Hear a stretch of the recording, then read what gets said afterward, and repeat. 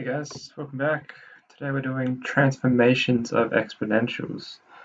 Okay, so the usual transformation stuff still applies. We're going to be talking about vertical, horizontal transformations as well as vertical dilation. Okay, we don't really touch so much on the horizontal dilation in this, but I imagine it works the same. First thing that we want to do is make sure that we look at the general function that I've been mentioning so far. Okay, if we have a function of x, which is some number times by another, that number is to the power of x, that x is changing, it can look two different ways. Either that you're increasing the function, so those values, b is greater than 1, like doubling, okay, or between 0 and 1, like we're halving it constantly. If b is quite big, that rise is going to be a lot quicker. If b is quite small, close to 0, then it's going to descend quite quickly. This is descent, in case you can't read that. So just a quick bit of evidence for that. We're looking at these functions here. Okay, notice that blue, green, purple, black, as that number, the base, is increasing, that rate of change is increasing quite rapidly. Okay, so the higher that number b is, the quicker that ascent or rise is. If we were to look at it the other way around, okay, the closer it gets to 0, the quicker that descent is, just straight down when it's 0.1, okay, gradually if it's 0.9. Alright, so after that, we want to talk about some things that both of these functions share, okay? Well, not both of these functions, but the same function, but they share an asymptote. The asymptote at y is equal to 0 exists for both of those types, and the y-intercept is always, well, for this function, y is equal to ab to the power of x, that is always going to be 0a on both of those.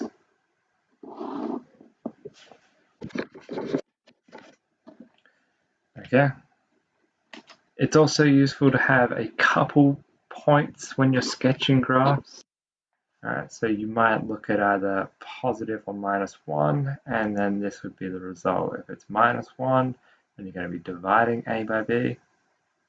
And then if you have a positive one, then you're going to be timesing a by b. Good to know. So we have the asymptote, we have a y-intercept, and that rate of change can change depending on what b is. All right, so let's take a look at some transformations of it. Okay, technically that a that we have in front of the base here, that is what our vertical dilation does. Okay, that stretches it up and down. Let's take a quick look at that. Okay, if I am without that, okay,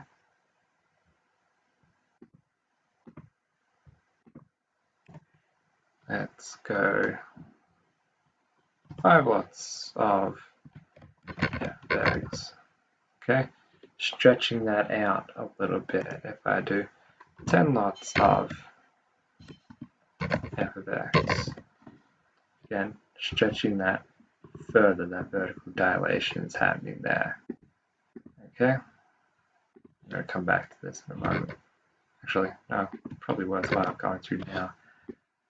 Alright, those points that were spoken about,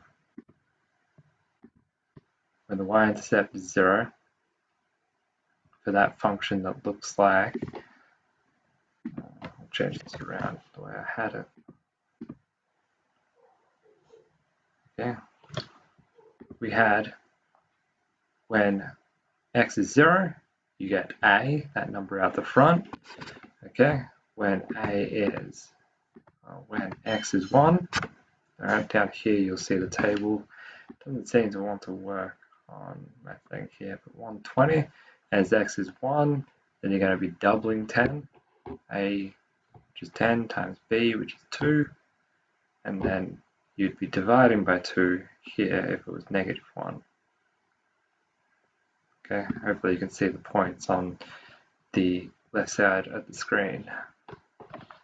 Okay, so transformations. We're looking at this horizontal translation, which comes before the function. Remember, that is f of x plus m. Okay. If m is greater than 0, then it moves it to the left. If m is less than 0, then it moves it to the right. If you have a vertical translation, which looks like that in our general form, okay, if n is positive, moves it up, n is negative, moves it down. Pretty straightforward stuff from what we've seen before with our graph transformations.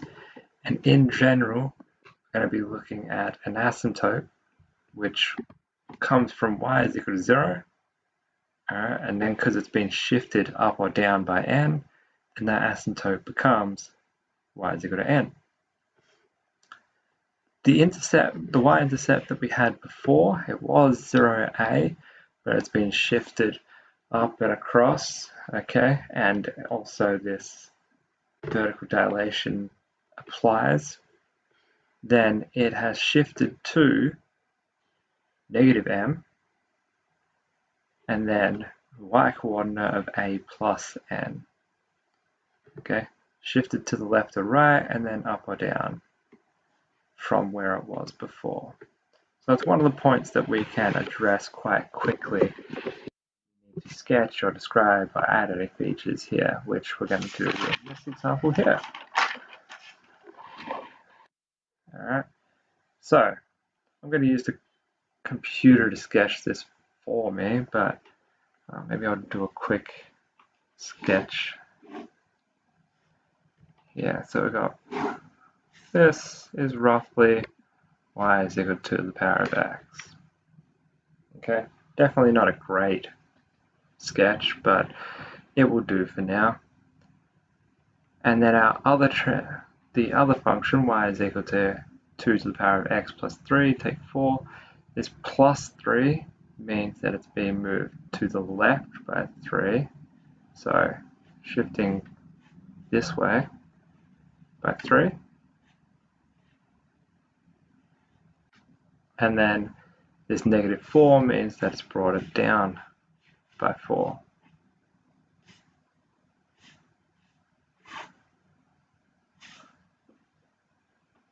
Something like that. Okay, again, this is a sketch. It is definitely not my best work.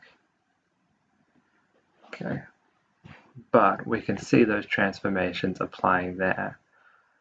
Okay, let's go back to those general things we spoke about. The asymptote is probably the easiest thing to work from. The asymptote has changed from y is equal to 0 to y is equal to negative 4 because it's been shifted down by 4. The y-intercept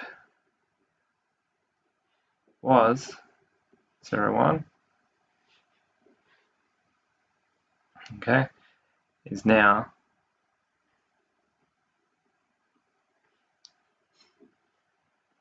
being shifted across by 3 to the left. Alright, and then a, which in this case is 1, despite not being able to see it, it's still out that front as 1. Okay, when x becomes negative 3, we get 2 to the power of negative 3 plus 3, which cancel each other out. 2 to the power of 0 is 1, so we have 1 take 4, which becomes negative 3. Okay, what is the y-intercept now? Oh, So what I'm saying here, y-intercept was 0, 1. It is shifted to -3, 3. The y-intercept for our new function is always x is equal to 0. Okay, I didn't mean to confuse if that's something that I've done. The y-intercept being at x is equal to 0 when this function 2 to the power of 0 add 3, so we've got 2 to the power of 3, which is 8, take 4, y-intercept becomes 4. So I have a y-intercept, asymptote, y is equal to -4. I have some sort of function here, let's label the points, we've got -3, 3. We got 0, 4. It is still increasing, we haven't changed that. So we've got something that looks like that. Sorry, a little bit off camera. Okay. That's all you really need for a sketch. I've got 2 points, got my asymptote, and then I have just tried to do as smooth curve as I could. Let's see how it compares to technology side of things. Okay. This is what the function was. Okay, just move me out of the way. This is what the function was. We had y-intercept of 0, 1. If x is 1, then y is 2. If x is -1, then y is half. That's what it was. With those transformations, it's been moved across and then down. These are our points. Our y-intercept, which was 0, 1, has been moved across 1, 2, 3, and then down 4, 1, 2, 3. Oh, wait a sec. Across 3, 1, 2, 3. That's better. And then down 4, 1, 2, 3, 4. So that's where that shift has changed. I wish I could draw on this. I think I'm gonna figure that out at some stage. Anyway, so that point, that y-intercept was 0, 1, has been moved left 3, down 4. And so it's become that. Okay, a couple other points of interest would be the y-intercept up here, okay, of my new function, 0, 4. And just for good measure, you could probably do another point or two to add some more information to your graph, okay? 2 points should be bare minimum, okay?